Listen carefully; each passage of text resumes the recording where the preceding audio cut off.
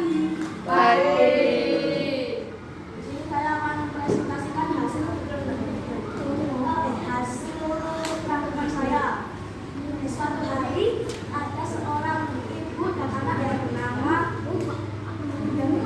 Wanda Wangsi dan Joko Tulus.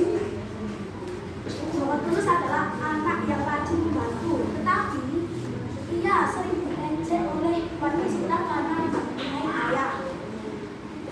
Dan di sini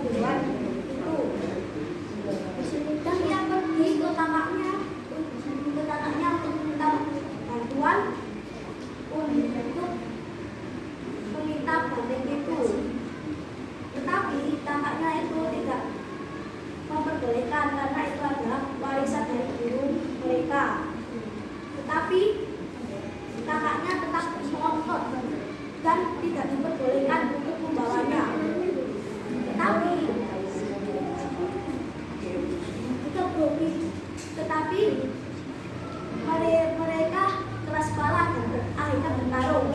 Pertarungan itu tidak bisa dielakkan. Dan akhirnya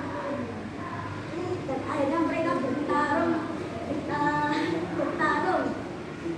mengeluarkan seluruh tenaganya.